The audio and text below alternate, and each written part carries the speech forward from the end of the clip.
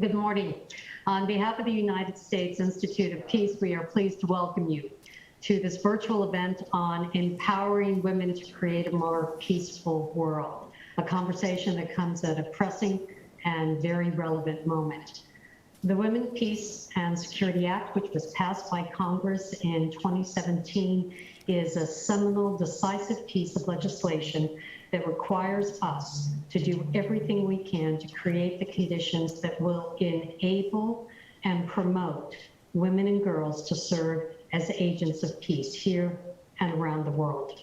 The strategy, adopted by the government in 2019 to implement the Act, lays out the steps that we need to take to help ensure that women shape, fully participate in any and everything that has to do with peace, whether it's prevention, mitigation, resolution, or recovery.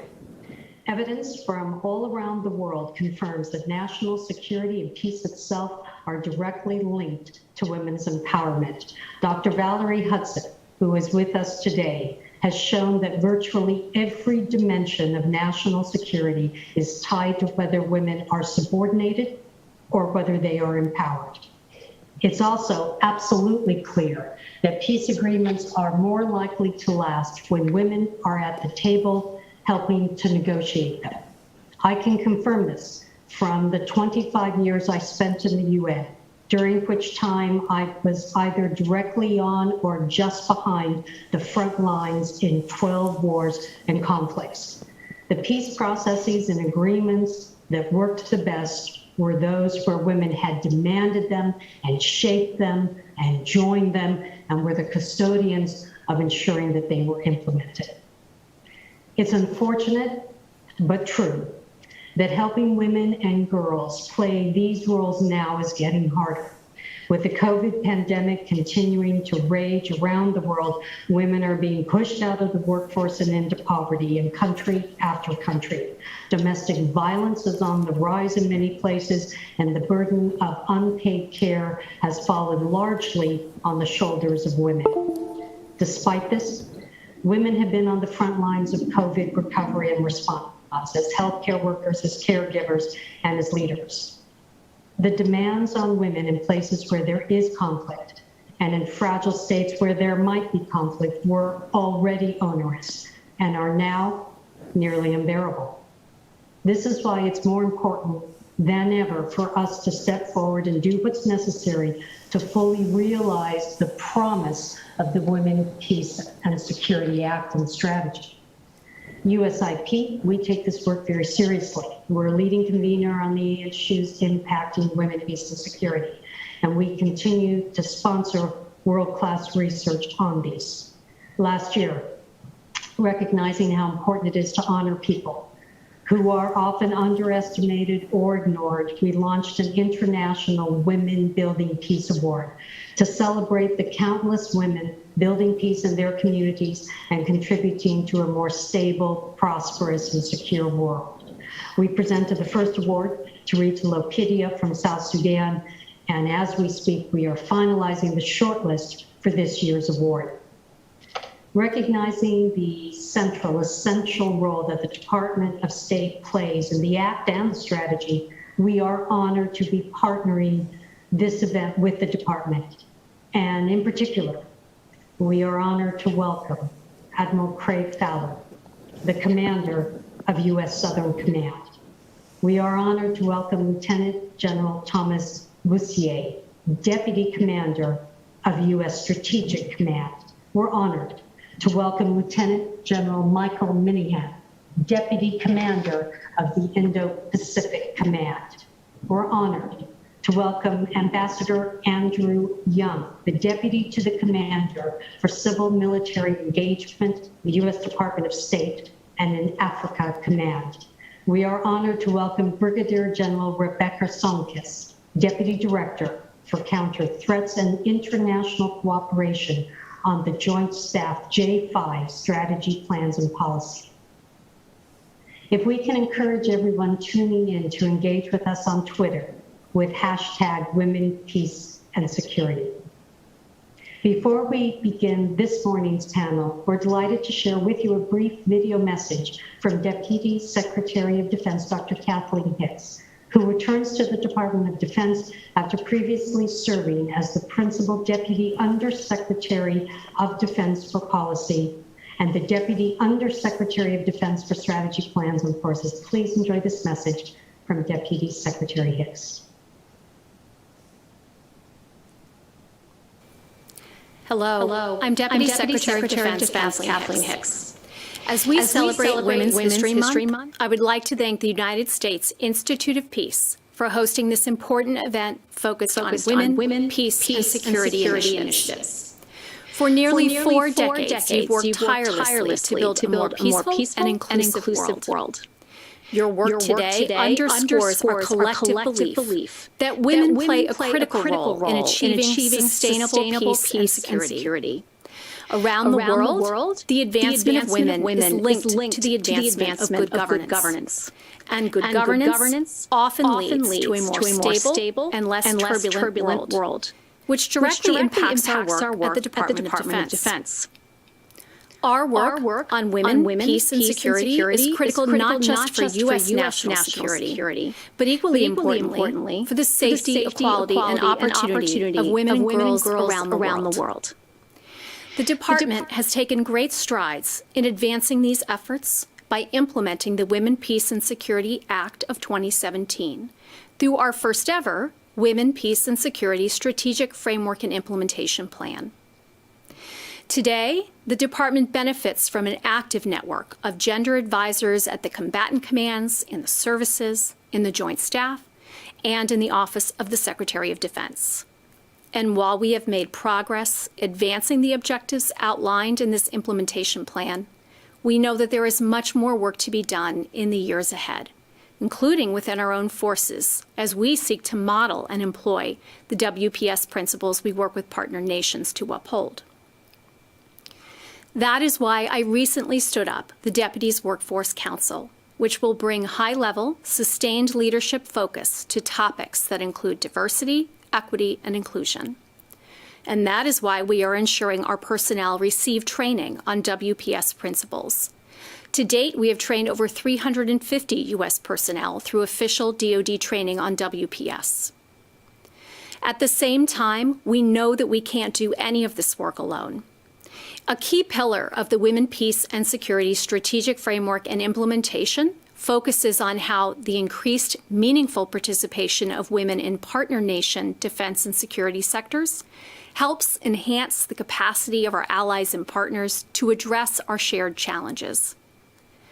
To date, we have engaged over 50 nations through conferences, training, exercises, and more on WPS to demonstrate the value of diversity and inclusion on force readiness.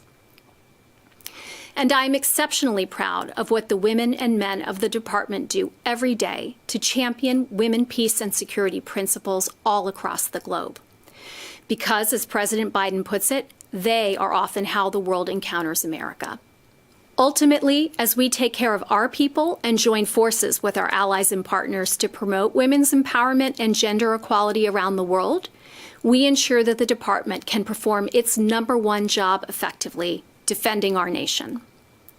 Thank you again to the United States Institute of Peace for hosting today's event and for your continued efforts to advance women, peace, and security.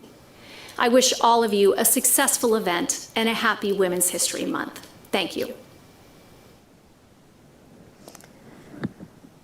Thank you, Deputy Secretary Hicks, for sharing with us today your impressive progress across the Department of Defense on the Women, Peace, and Security agenda, highlighting your commitments moving forward to ensure that DoD personnel receive training on WPS principles is not only exciting, but really sets the bar high for all of us to join in. On behalf of the United States Institute of Peace, I want to welcome you. My name is Kathleen Keenest, and I will be your moderator today. As Director of the Gender, Peace, and Strategy at USIP, my work is about making the invisible visible. That is, USIP seeks to bring visibility and to amplify women's meaningful participation around the world, especially in conflict-affected and fragile places. For too long, our understanding of war has focused only on men, and as a result, women have often not been protected from the ravages of war, including sexual violence, nor have they been fully empowered participants to help solve our biggest human crisis when it comes to violent conflict. Helping to solve this huge gap, the policy on women, peace, and security was first framed 2 decades ago with the UN Security Council Resolution 1325. It established 2 key pillars, one for the protection of women in war and the other for meaningful participation of women in peace.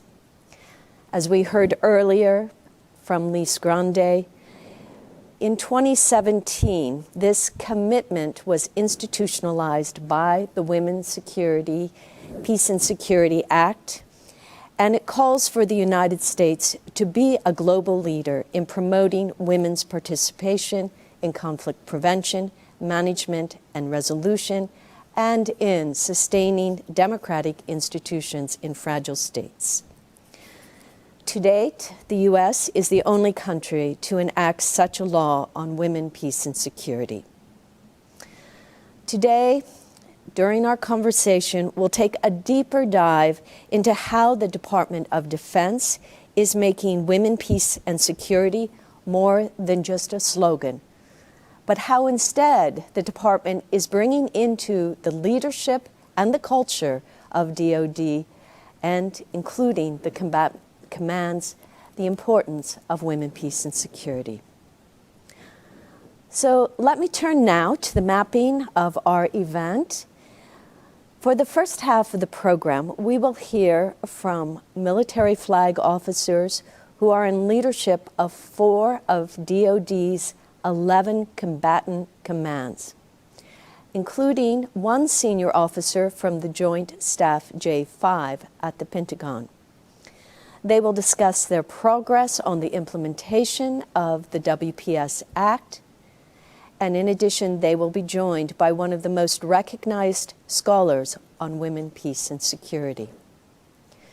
For the second part of the event, we will participate in a town hall format with members of the U.S. Civil Society Working Group on Women, Peace, and Security, a coalition of over 50 NGOs that are committed to building better partnerships with government around the women, peace, and security agenda. As we begin the panel, we have a short period of time here, so I will briefly introduce each panelist prior to their opening remarks. Please note that each of the panelists' bios are hyperlinked for your convenience on the USIP event website where you did register.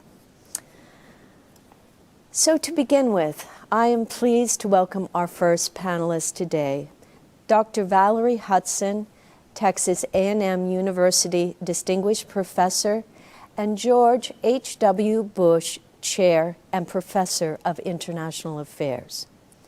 Hudson is one of the leading researchers on women, peace, and security, and a recipient of many grants, including the U.S. Department of Defense's Minerva Initiative.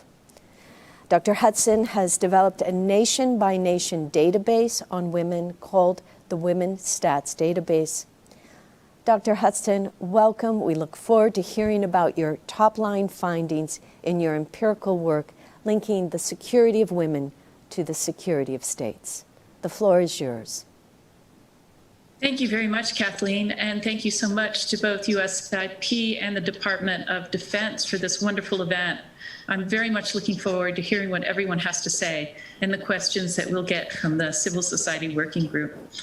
I do believe it is absolutely appropriate that we talk about my research in this group, because without the support of the U.S. Department of Defense, we would never have been able to undertake the research that we did. As Kathleen noted, It was, in fact, a very nice grant from the Minerva Initiative that allowed us over the years 2014 to 2018 to undertake the largest ever empirical look at how the subjugation of women affects nation-state outcomes.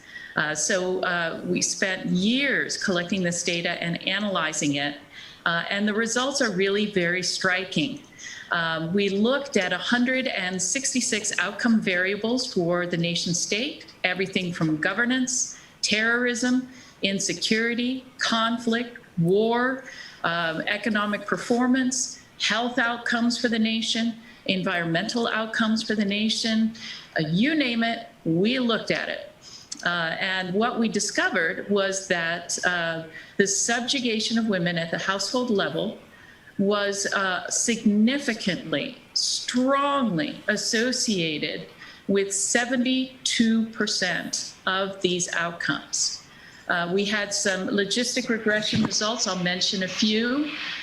For every step one takes towards subordinating women, you have twice the chance of being a fragile state, 3.5 times the chance of having a government that is more autocratic, less effective, and more corrupt, 1.5 times the chance of being unstable and violent, 1.5 times the chance of experiencing terrorism and having a nation that is in economic decline, 1.5 chance of having low environmental quality, twice the chance of having a high fertility rate, twice the chance of preventable deaths, twice the chance of food insecurity. And that's for every step one takes towards the subjugation of women. We believe that the subjugation of women affects these nation-state outcomes through 3 causal pathways. One, it is a boot camp. That is, there is no better training camp for, say, political violence and instability than lived domestic terror perpetration, lived domestic corruption and exploitation, and lived domestic autocracy. It's also true that this subjugation of women creates chronic structural goads that destabilize the society.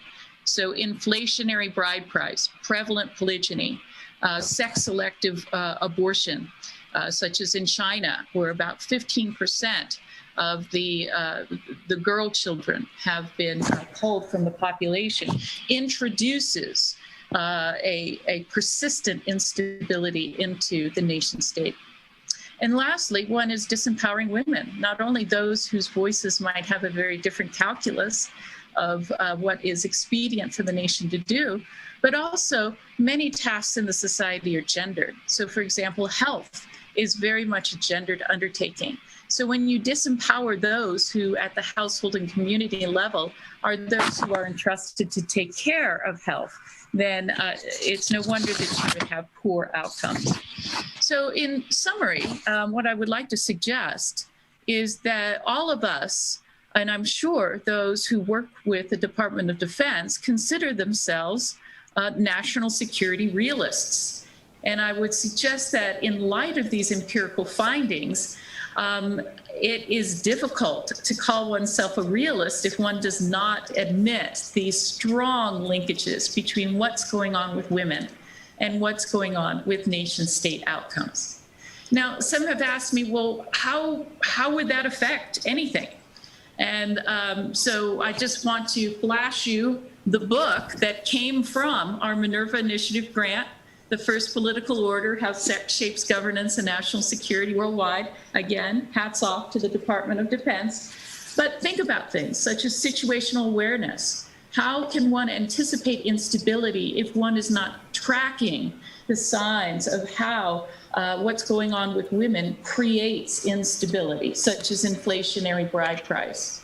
How will you decide which subnational actors in a contest among subnational actors is most likely to bring a sustainable peace to the country, unless you're looking at how each subnational actor intends to treat women if they gain power?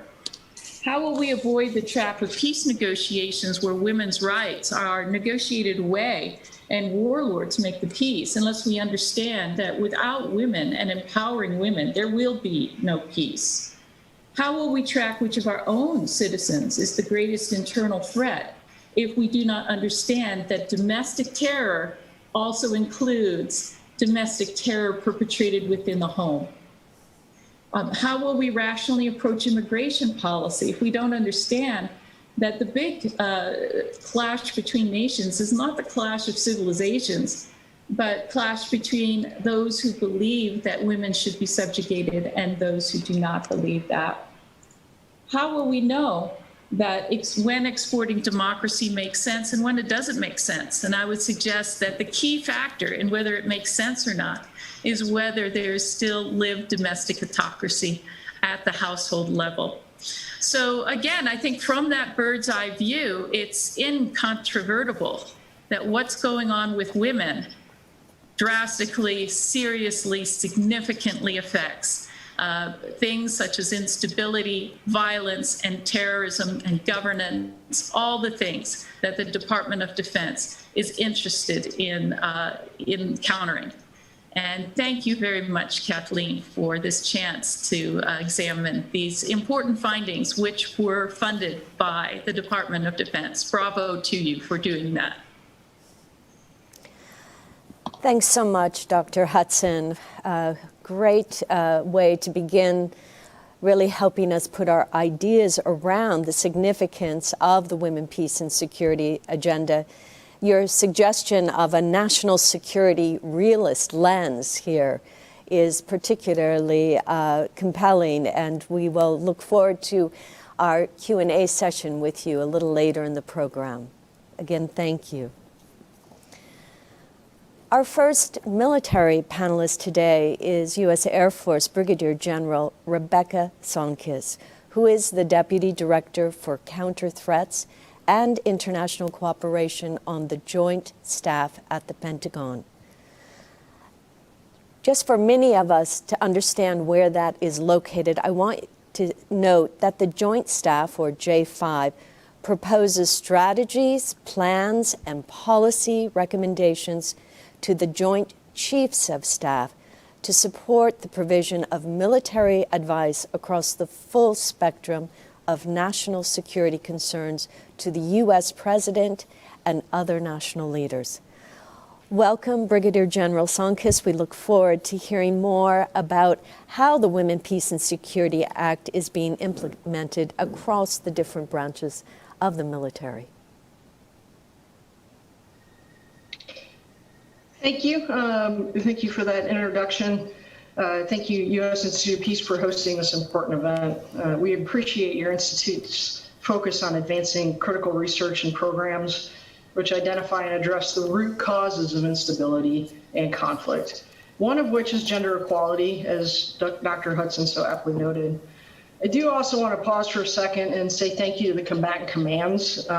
Really strong support for this event today. And every day, it's really where our policy is implemented, where the relations with the allies and partners are most critical. So thank you, gentlemen, for being up on the net. It's really great to see you all. As the Deputy Director for the Joint Staff's J5 Counter Threats and International Cooperation Division, I oversee the Joint Staff Women, Peace, and Security portfolio.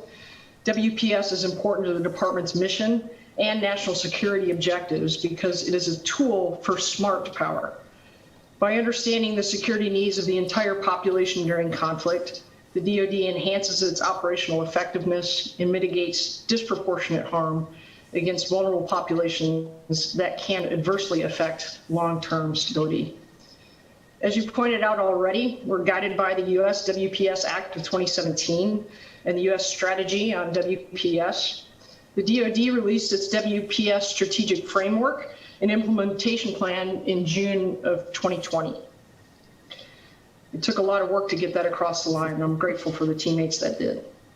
This plan implements WPS guidance through 3 defense objectives. First, to exemplify a diverse organization that allows for women's meaningful participation across the joint force. The DoD recognizes that diversity, equity, and inclusion strengthens our capacity and resiliency as a department.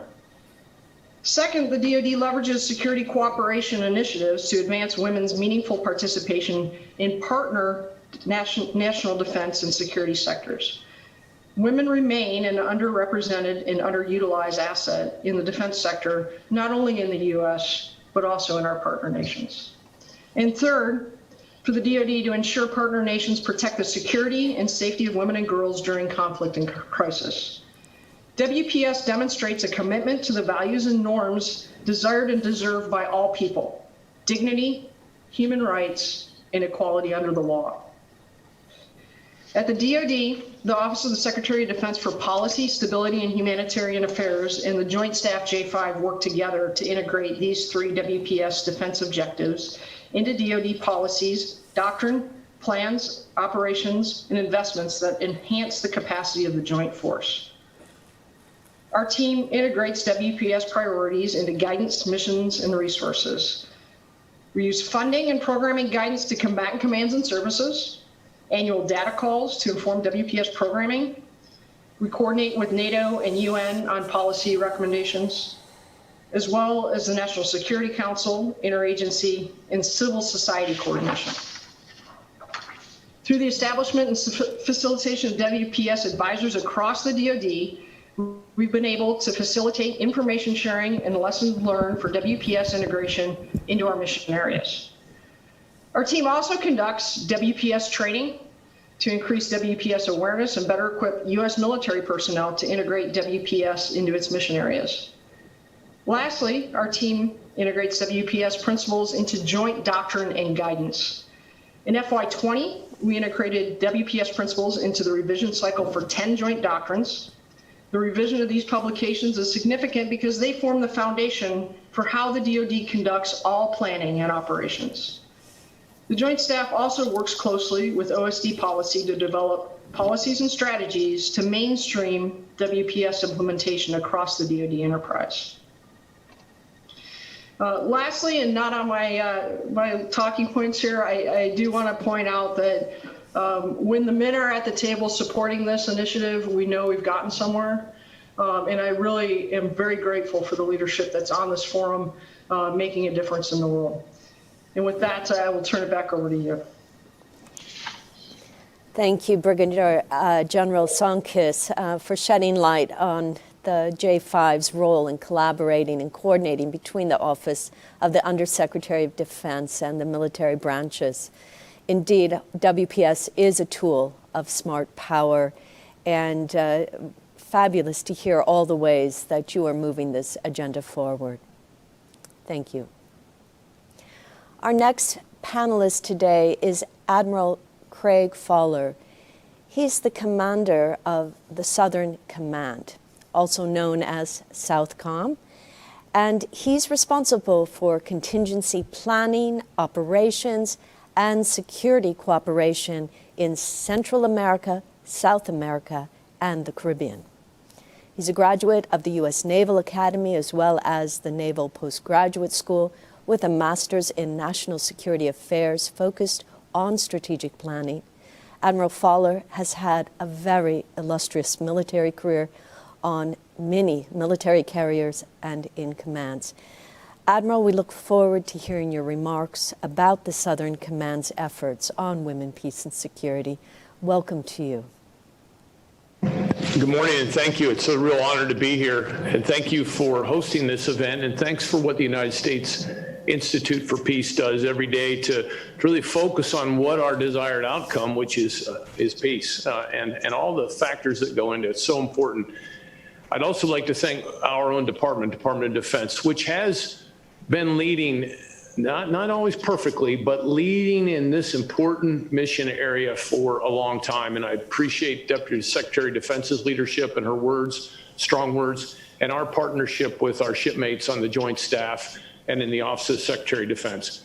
I'd also like to thank my team here, our team here. We have stepped out in this in a big way at United States Southern Command. Ambassador Jean Maines, our civilian deputy commander, which is an important position, and I think we'll hear from her counterpart at AFRICOM, but it's an important position here where we really integrate Civ-Mil at a way that makes a difference.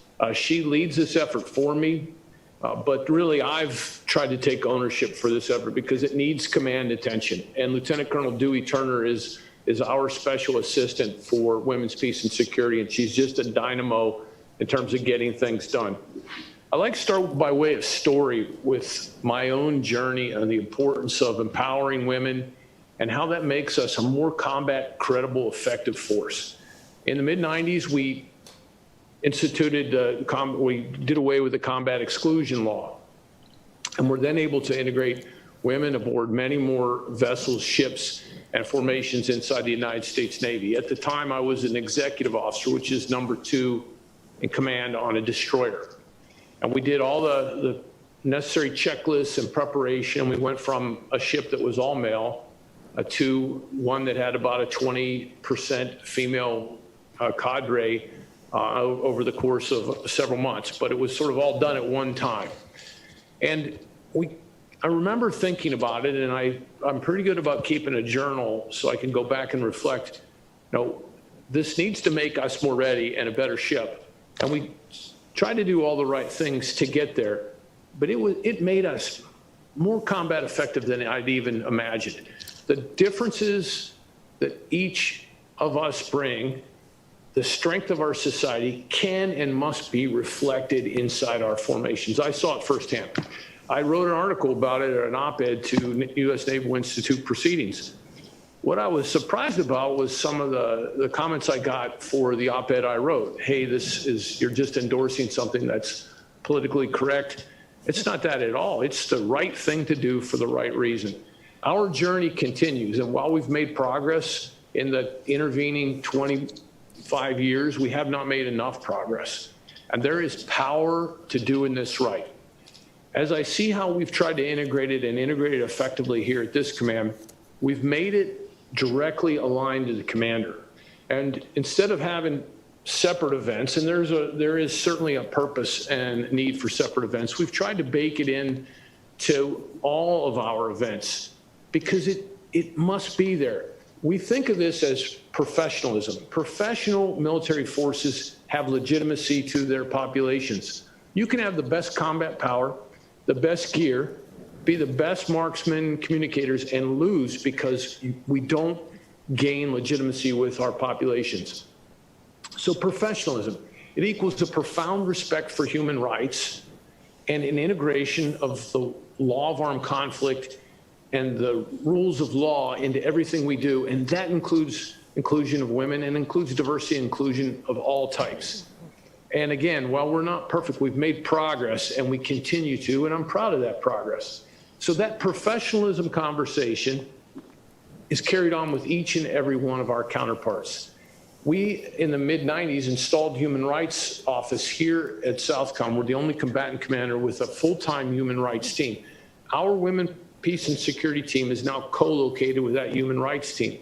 And now we're working to install and have gender focal point advisors, not just within our command. We've made that mandatory for every one of our directorates and every one of our subordinate commands, but with our partner nations too, because the two work hand in hand to produce legitimate forces. A few stories about how this is just so powerful. In August of 2019, we held our commanders conference in Natal, Brazil, for all the South American nations. We brought some of our women, peace, and security leaders, and we asked for participation in a panel. I wasn't sure how my counterparts, all male, frankly, and that's still the way a lot of it is. Over time, that is going to change.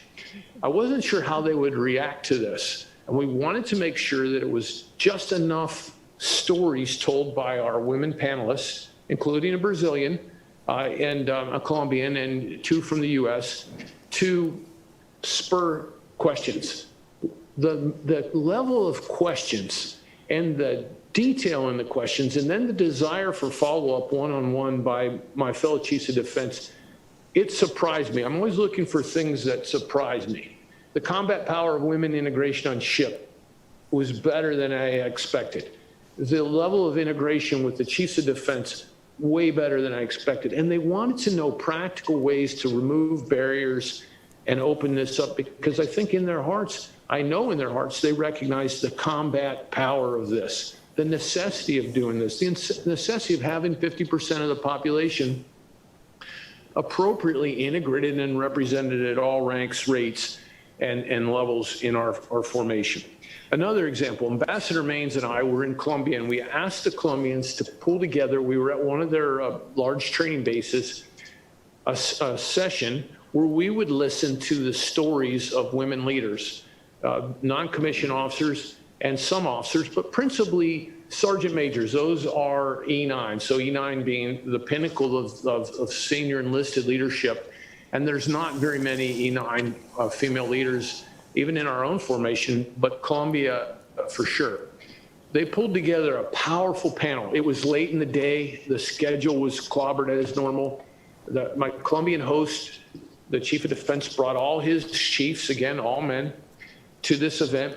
I could say they were nervous about it getting dark and us not being able to get out. There was a suggestion made at a low level that we could cancel the event. I looked at Ambassador Maines. I said, no way. We brought all these wonderful leaders here. We need to listen to them. Powerful stories that elicited powerful questions from the chiefs of the Colombian military, Navy, Army, Air Force. And the chief of defense from Colombia said, I want to do that again. And so the next time down, we did it again. And so by telling these stories and looking for practical ways to remove barriers and illuminate the power of this integration, it has been a good road that we're on. Still more work to be done. Our partnerships with organizations like U.S. Institute for Peace, the William J. Perry Center, where we just recently co-wrote a book, 20 years, 20 stories, Women, Peace, and Security, with the Western Hemisphere Institute for Security Cooperation, and other U.S.-based schoolhouses that teach and educate is key to moving this forward. And we're not setting quotas, but we are looking for targets to encourage more participation from our partner nations of women. We've done the data. We know that it's underrepresented, so we're encouraging that participation. Ambassador Maines and I are encouraging that when we go to countries. Next week, we'll visit Argentina and Uruguay, who are two leaders really in this, have done a good job of moving forward on integration and empowerment. We'll have roundtables to talk about education and women and women's peace and security. So I think by example, by looking for removing barriers, practical barriers, by embracing the integration and highlighting its success, and frankly, really having open, honest conversations about some of our ingrained perceptions and biases, we've been able to move forward. Much work to do, but this, to me, is exactly as the Deputy Secretary of Defense said. This is about defending our nation, and it is the right thing to do. So thanks for the time. Really enthused about participating today. Thank you so much, Admiral Fowler. I love your leadership idea that surprise can offer so many rich and valuable perspectives, and really appreciate your candid and enthusiastic commitment to women, peace, and security. Thank you, Admiral. I'm delighted now to welcome our next panelist, Lieutenant General Thomas Bussier, who is the Deputy Commander of the Strategic Command at Offutt Air Force Base in Nebraska. I'll just add, when I was a child, my house faced that fence that went around Offutt, so I have a little feeling for Offutt Air Force Base. He is responsible for strategic deterrence, nuclear operations, missile defense, space operations, and joint electronic spectrum operations.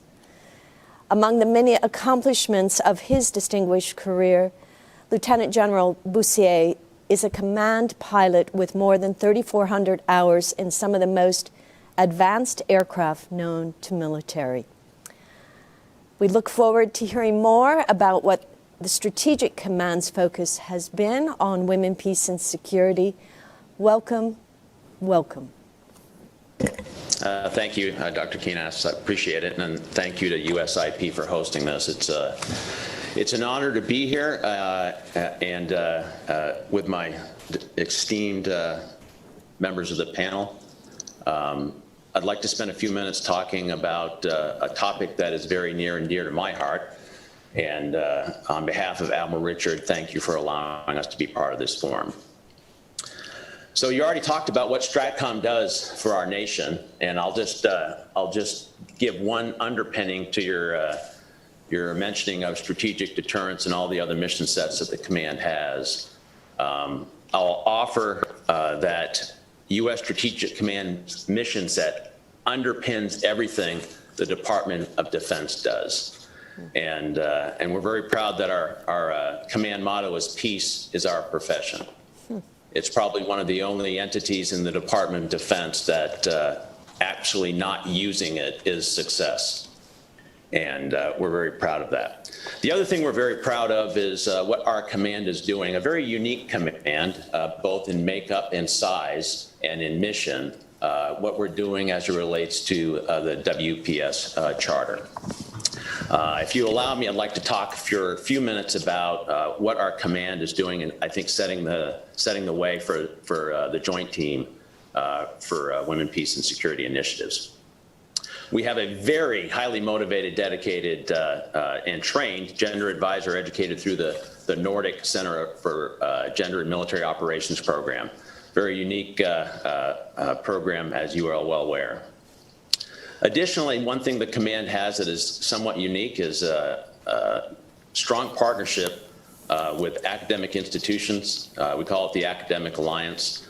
We have a very close relationship with the University of Nebraska, and we have asked them, and they've conducted a study for us on women, peace, and security to improve the development of women in the command and our recruiting efforts for greater diversity. Additionally, we also piloted a Women in Leadership program where members of our team can apply and gain a Cornell University education and certification to better help understand the challenges women face in leadership and the tools to overcome these challenges. Now, we'd like to offer, it's not just something we're offering our women in the command, it's open to everyone, and we currently have 50 military and civilians enrolled in the program, 49 women, 1 man, 10 officers, 32 enlisted members, and 32 civilians and 10 enlisted members. We expect our first graduates in May and the second tranche to graduate in September. Additionally, we brought in education into the command with a course that is operationalizing women, peace, and security into all our operations in the command. We're hopeful this course will help us improve our critical thinking and enable a more diverse decision-making from our day-to-day engagements. Now, that's using outside sources to account for the WPS initiatives.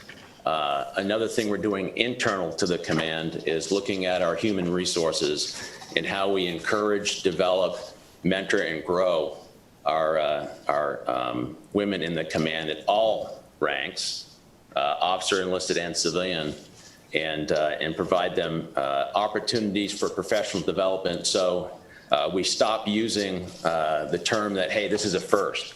You know, if I had a vision, we'd stop hearing this is a first, because it's routine and it's integrated into all our military operations, and it's not a unique thing we talk about every day, although it is today. And we're working very hard to make that a reality. So again, look forward to the discussion and the questions going forward, and thank you for inviting us today.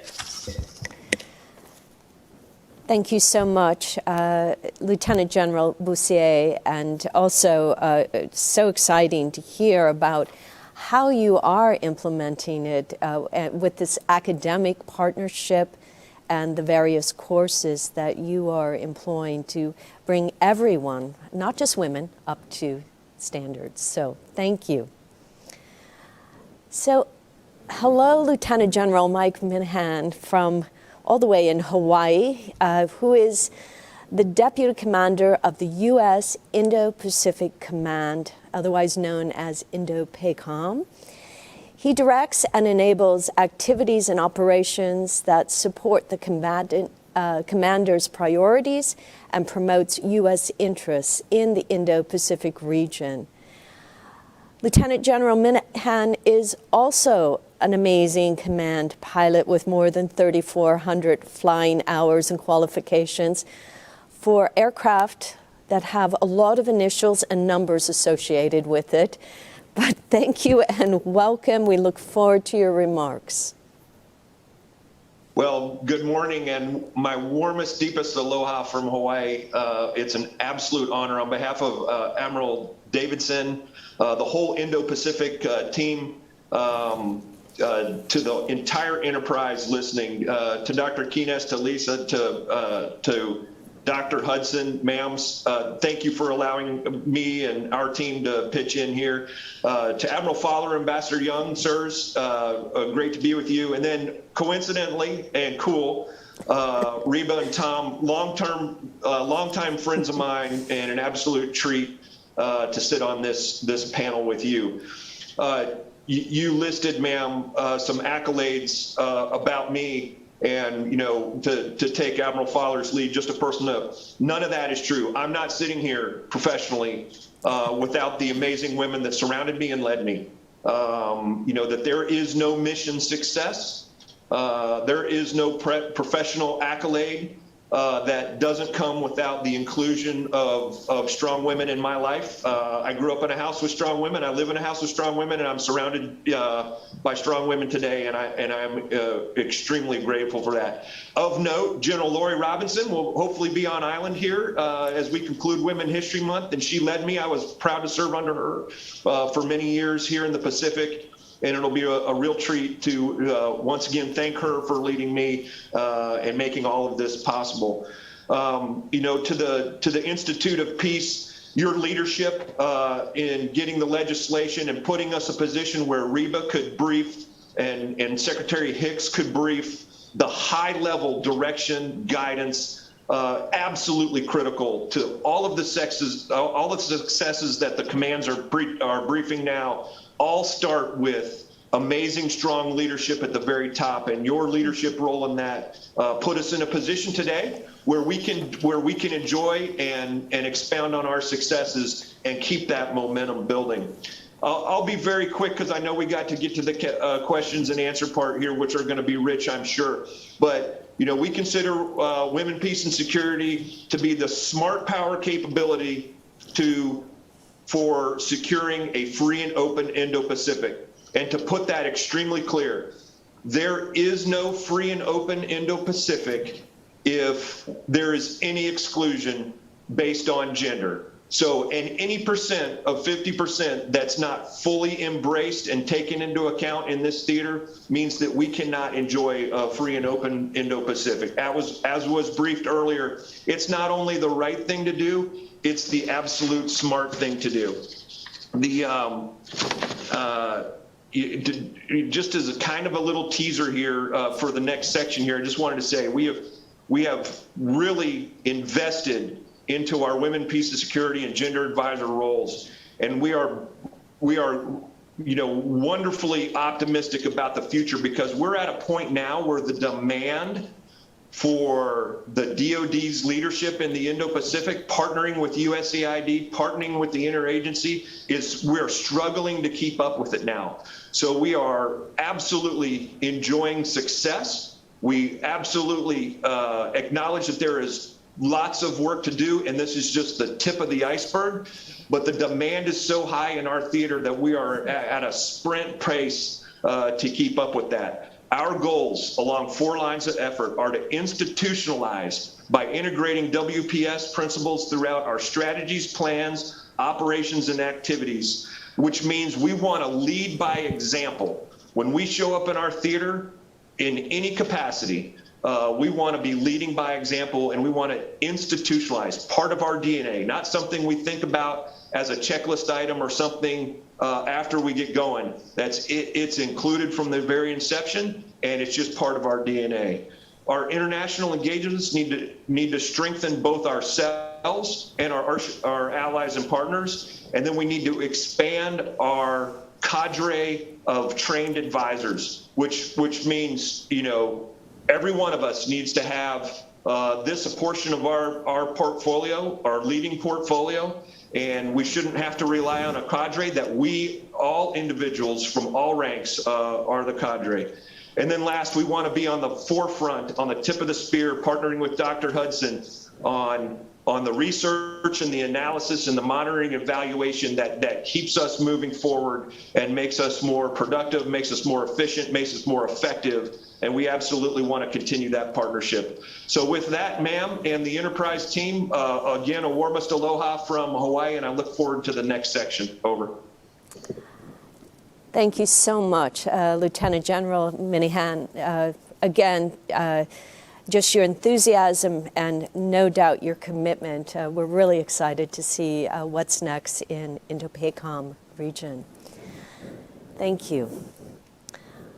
I now want to welcome Ambassador Andrew Young, who is with the U.S. Department of State, Deputy to the Commander for Civil-Military Engagement with AFRICOM. Ambassador Young assumed his duties with the Africa Command in July of 2020. He has spent nearly 30 years in diplomatic service on 4 continents, including his most recent U.S. ambassador to Burkina Faso. Thank you so much for joining us this morning, Ambassador Young, and we look forward to your comments. Hey, thank you, Dr. Kunis, and thank you first and foremost. After all those 30 years of diplomatic service, I have counted USIP as a precious partner. And so let me take this moment to congratulate Lise Grande for your leadership of this institution that's been so powerful in helping us in this forum and in so many other forums. You know, you didn't have a chance to hear from Rear Admiral Berg, Heidi Berg, who, as Admiral Fowler talked about, was one of those pioneers integrating ships some 25 years ago. But I'm a poor substitute, but I'm going to try to do my best to echo the points and advance our conversation today. But were she here today, she would say, Africa is the theater of operation where these objectives need to be applied. You know, Dr. Hudson laid out the return on investment to achieve our shared outcomes. When we start implementing these efforts to have women heard and women participating in peace and security. And this is the continent where the challenges are so grave that the output for productions in these areas will be certainly worth all the inputs. Let me give you a couple of quick facts. You know, as Dr. Kunis said, you know, we're one of the 6 geographic commands, AFRICOM. We've got a responsibility for 53 countries, 800 ethnic groups, 1,000 languages, a landmass 3.5 times the size of the United States, 19,000 miles of coastline. We address this with 0.3% of the U.S. defense budget. We also have some of the most challenging peace and security conflicts on the globe. You know, I'm coming from 7 years in the Sahel, in Mali and in Burkina Faso. Over that time period, the number of internally displaced people has risen to 3 million. We also, in this command, we're looking at the challenges in Somalia and East Africa. We've got the challenges of the affecting the Democratic Republic of Congo and Eastern Congo. And even today, looking at the challenges going on in northern Mozambique. These issues of conflict that are rising to the news, we should take energy from them, from the work that you all are doing, that we're all trying to do, get together to address women in peace and security, to get at the underlying causes, the drivers of instability, so we can promote more stability and more peace across the globe. So what are we doing about these challenges here at AFRICOM? You know, since 2011, our command is quite young. We've taken a leading role in DoD efforts to advance the inclusion of women in all aspects of peacekeeping and security, and to prevent and reduce conflict, including violent extremism. I'm going to give a couple of highlights for your consideration. I know that Brigadier General Sankis listed a number of issues, as well as the remarks by the Deputy Secretary. So we have at AFRICOM 21 gender focal points within the command and our components. We have 1 full-time gender advisor who works to ensure that women in peace and security principles and a gender lens are incorporated into all the AFRICOM operations, our activities, and our investments. And you know, I'm going to tease Lieutenant General Minahan from Indo-PACOM. I think they've got a lot more folks in that category than we do, but we were second highest number of selected women, peace, and security activity proposals in the last fiscal year for our small command. We have a published instruction that establishes policy, responsibilities, and procedures for implementing the Women, Peace, and Security Act of 2017 that you all have been such powerful champions to bring us over the finish line that Dr. Hudson mentioned earlier. But you know, we also have to tell the story about what we're trying to do. This forum is an example of that. And I'm going to draw your attention to what we did for Women's History Month. We broadcast a series of social media videos by senior leaders. And if you go to africom.mil website, you will actually have the opportunity to hear Rear Admiral Berg talk about these things, and you won't have me as a poor substitute. I'm going to close there, but I wanted to say I'm very, very excited about our opportunity to push this debate further.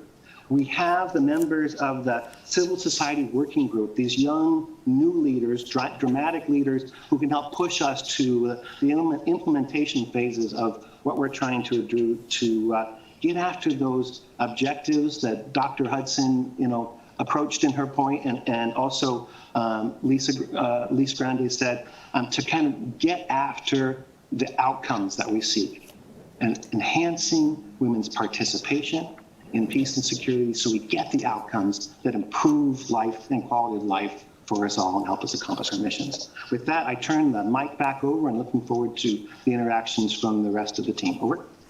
Great. Thank you, Ambassador Young, and thanks also for really connecting the dots about the drivers of instability and the need for women, peace, and security to help bring those, connect those dots together. Well, as in any kind of fabulous panel, we are now challenged with time, but I know I have a great team here who will help me navigate the fact that we have a number of questions coming from our town hall today. I'd ask the Civil Society Working Group members who are joining us to put on their video now, and we will proceed. First of all, thank you all for joining this conversation. I was very pleased when the Department of Defense said, and we also want a town hall.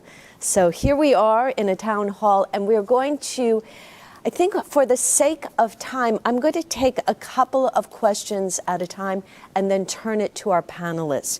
So I'm going to begin with Megan Corrado, who is our Vice Chair of the Executive Committee of U.S. Civil Society Working Group on Women, Peace, and Security. And then I'll immediately ask Carolyn Washington of Women of Color Advancing Peace and Security, a member of the U.S. Civil Society Working Group, to ask her question. So 2 questions and then right to the panelists. Megan, the floor is yours. Great. Thank you so much to you all for being here today and your commitment to and leadership on advancing WPS. Thanks so much, Dr. Keenest and USIP as well for convening us. I'm Megan Corrado, Director of Policy with Alliance for Peacebuilding and co-chair of the CSWG. I just want to say, please know that we stand ready to serve as a resource for you at any time as you move forward to implement the act and strategy. My question is for Brigadier General Sankis. You touched on this briefly, but if you could expand a bit more on how the department will be coordinating implementation of the act and strategy, both within DoD and in conjunction with the other implementing agencies. And also, if you could mention a little bit more about who's overseeing the execution of the implementation plan. Thank you. Thank you, Megan. And I'm just going to go right to Carolyn Washington. Okay. Thank you, Kathleen. My question is for Admiral Fowler. First of all, sir, I'd like to thank you for your leadership in supporting this very important initiative, the Women, Peace, and Security Agenda. So my question is 2-part. First of all, how are gender advisors identified? Specifically, what skill sets, such as an operations background, are sought And exactly where are gender advisors placed strategically within your command, whether in directorates or at the command level? And the second part of the question, what are your plans, sir, for expanding women, peace, and security training for gender advisors as well as other key leaders? Thank you. I'm going to turn it over to you now, and I'd ask you to make your comments brief. We have a number of other questions. Thank you. First, Brigadier General Sonkis. All right. Thank you, Megan, for that question. I'll try to keep this brief here. The Office of the Undersecretary of Defense for Policy is DoD's lead for WPS implementation and works in concert with the J5 to integrate defense objectives from the DoD strategic framework and implementation plan into DoD doctrine, policy plans, operations, activities, and investments. And just a little bit of perspective on that. In the J5, we have all of those different pieces within the J5. So I may be here representing WPS, but I'm kind of the integrator on the Joint Staff to make sure, as we're working through different doctrine and policy and plans, that WPS is incorporated in that. And then we provide advice to OSD as they're creating the greater policy. Let me see here. Okay. A few specifics on that.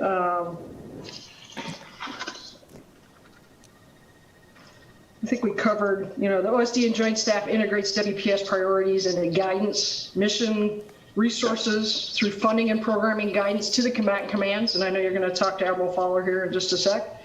And also to the services, which is very important. We cover training and education across the DoD enterprise to establish and expand gender networks and synchronizations with interagency and civil society partners. OSD and the Joint Staff also work in concert with NATO and the UN to develop and implement complementary WPS policies and guidance. One of the other pieces of my portfolio in counter threats and international cooperation is we are the chairman's advisors to the UN ambassador up in New York as well. So there's another synergy piece. Thank you so much. I'm sorry. Yep. I'm going to just thank you so much because I'm going to move to. Perfect. We're going to keep this moving. No, Admiral Fowler's probably a better vignette than me anyway. I'll turn it over to Admiral Fowler. No, we just have 10 questions to try to get through in 15 minutes. So thank you so much, Brigadier General, and Admiral Fowler, for your brief remarks. You might not. Great. We can hear you now. Pick the very best people. So it has to almost hurt.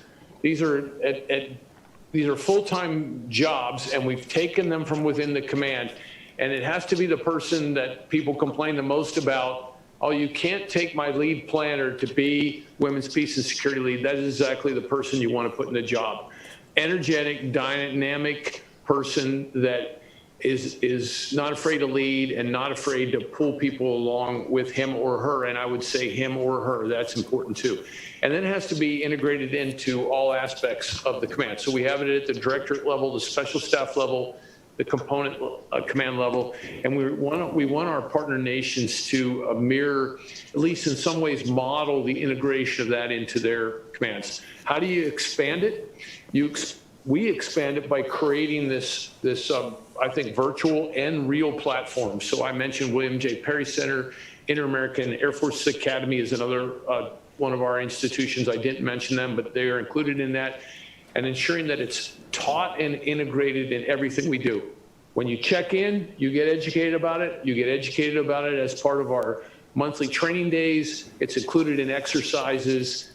Every way we can expand the education as part of the bigger purpose. More combat credible, ready forces to defend our nation. That's the approach. Thank you so much, Admiral Fowler, for your comments. I'm now going to move to Tyler Pry of Safer World, who has a question for Lieutenant General Thomas Boussier. I'm also moving to Dr. Shirley Graham, who has a question for Lieutenant General Mike Minahan. And third, for Ambassador Andrew Young, I have a question from Nick Zarowski. In that order, please, and keep your opening comments brief. Tyler? Thank you, Dr. Keenest, and thanks to all the panelists for your remarks and work on this. A question for Lieutenant General Bussier. How do you integrate outside civilian input from women's and women's rights organizations, as well as gender experts, gender analysis of conflict, and gender-sensitive monitoring, evaluation, and learning into all of your work? Thank you. Thank you. Dr. Shirley Graham, your question? Thank you. My question is for Lieutenant General Mike Minahan. And my question is, in your security cooperation work with partner security forces, how are you strengthening their capacities to create protective environments for women soldiers that are free from gender-based violence and sexual harassment? That was Dr. Shirley Graham with George Washington University, also a member of the working group. Nick Zarowski. Thank you very much, Dr. Keenest, and thank you to our panelists for their presence and leadership. I'm with the DC Student Consortium, Women, Peace, and Security. I wanted to ask Ambassador Andrew Young, what do you see as the main challenge in terms of cooperation and partnerships with African militaries on women, peace, and security? And do you have a good awareness on what the different African militaries are doing in terms of women, peace, and security? Thank you. And for the sake of time, I want to make sure all our panelists have their question before the end. The last question is for Dr. Hudson, Texas A&M, by Corey Greer. So, please go ahead. Thank you, Dr. Keenest. My question is for Dr. Hudson. Why is it important to ensure that we incorporate a gender analysis that includes men and boys, rather than conflating gender with only women and focusing on women and girls? Could you share examples from different contexts on how masculinities and gender norms are fueling conflict and why this could be key to military analysis and response? Thank you. That's an excellent question. Yes, in fact, in our book, we suggest that the first political order is actually the character of male-female relations. We extrapolate from that if we're trying to understand basic power dynamics within a society, we have to look at that relationship, which means looking at both men and women. I think that's absolutely right. In our terms, in order to see what that political order looks like, it's very easily uncovered by looking at the degree of subjugation that women face. So in terms of identifying where you have problems, that's definitely the case. In terms of looking at solutions, you are absolutely right that you can't simply, for example, as we all know, take a few women and sprinkle them into your command and mix it up and voila, we have issues. As Professor Shirley Graham pointed out, we have a problem of assault within the military on women. And that's not coming from the women, that's coming from how men think about themselves, how men think about the relationship between men and women, and the culture and the value of the values that the military expresses has too often been placed in the service of those who maintain that men are on top and women should be on bottom. As we change that culture, and I can see here with all of the members of the Department of Defense, as well as Ambassador Young, who have spoken here today, there is a desire to change those culture values, and I applaud them for all that they are doing in this respect. Thank you. Thank you. I'm going to return then to Lieutenant General Bussier's question from Tyler Pry of Safer World. Yes, thank you. Thanks for the question, Tyler. I guess I'll just say that STRATCOM, again, I think has a very unique relationship with a broad range of academic partners. We have a partnership with over 50 academic institutions, including international colleges and universities, and we hold annual academic alliances and request expert analysis as it relates to WPS initiatives, especially gender-based conflict. And just the last thing I'll say, Kathleen, is I think we found a whole lot more people we can use as resources just today in listening to both the panelists and the folks asking questions. Thank you so much. Indeed, this is really a community of practice, and we welcome all of you to that storyboard. The next question was for Lieutenant General Mike Minahan from Dr. Shirley Graham. Yes, ma'am. I'll be very quick. I understand the time crunch here. Every military has a never-ending mission to eliminate gender-based violence, period, dot. Every single one. And we all need to be aligned on that. We are 100% nested with Dr. Hudson and her research and leadership, and we are working to institutionalize every aspect, institutionalize internally. We have a regulation that drives advisors and focal points. In addition to our gender advisor, wonderful lead, we hired a curriculum developer, an analyst, and a planner that ensures that that infusion I talked about earlier is really not just talk, it's actually action-oriented and infused down to the very bottom. Externally, and I'll use a Fiji example. Fiji came to us requesting some tailored curriculum to get after their concerns, their gender concerns.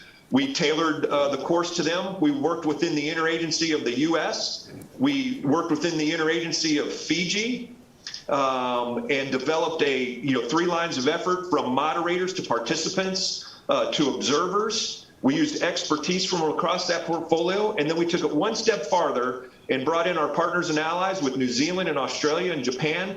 And that way we had a 3-dimensional event that was much more than just PowerPoint slides and training that got after it. So the protection aspect, the violence aspect is in 100% of our curriculum. And the only way we can get after that is if we institutionalize it both internally and externally. Thank you, ma'am. Thank you for that robust answer. And now I'm going to ask if Ambassador Andrew Young might respond to Nick Zarowski's question to you. Hey, thank you, Nick. I think you got on to a critically important question. What we're doing, I think, is we're pushing, addressing programmatic efforts to include women in peace and security with our African partners. But I think there's work for you to do there in terms of knowing what the African partners themselves are doing and what models they might be able to share with each other as they start to inculcate women and peace and security norms into their processes. And building on Corey Greer's point, in my experience out in the field and what Dr. Hudson said, you've got to get after the men and the boys as you address these things and get after that part of the piece so they treat women and girls as peers, as equals, and in order to get a sustainable solution. And let me just close with this other final point, and that is, how do we get to a better place is this power of role models. When we talked about Admiral Byrd being a role model, you talked about some of the folks on this call being a role model. I've seen some powerful role models with women at senior levels. We've got ministers of defense, for example, Michelle Ollery in France or Florence Parly. The current Minister of Defense for the Central African Republic, Marie Noel Kayara, she is doing things in that conflict zone.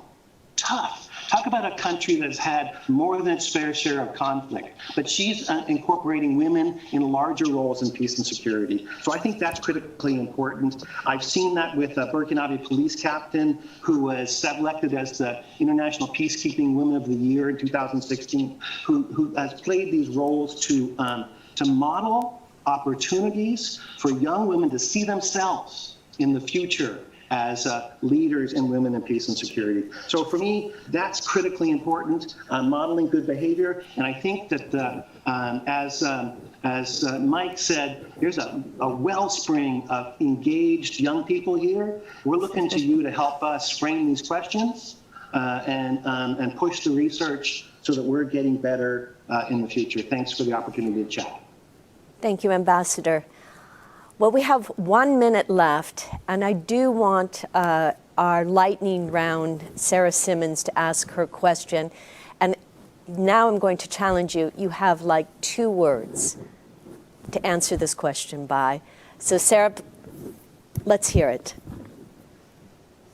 Well, good morning. My question is for Admiral Fowler, Lieutenant General Minahan, and Lieutenant General Bussier. reflecting on your careers, what would you have wanted in your own personal toolkit to increase your understanding and enhance advocacy of women, peace, and security principles internally and externally? Thank you.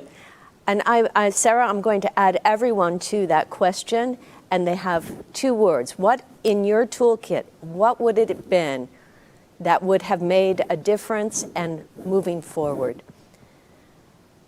I will begin with Admiral Fowler and work through the group. We have 1 second. No, go ahead. 2 words. This is where being senior is not good, because you go first. I would say interactive training with role models. So I would have benefited from more practical examples from others. Excellent. Thank you. Thank you. And then Lieutenant General Bussier. More education. More education. Thank you. Lieutenant General Minahan. Aggressive action. I love it. You're doing really well on this. Ambassador Young, 2 words. Role models. Role models. All right. And please, Brigadier General Sonkus. Show up. Show up. I love it. Valerie, you have the last word in this session. 2 words. You're on mute. 4 words. That this particular panel and discussion is even happening is so hopeful. So hopeful. Thank you, everybody, for joining us today. The U.S. Institute of Peace thanks you. Thanks to all the people behind the scenes that made it possible. Thank you very much. And to our president, Lise Grande, thank you.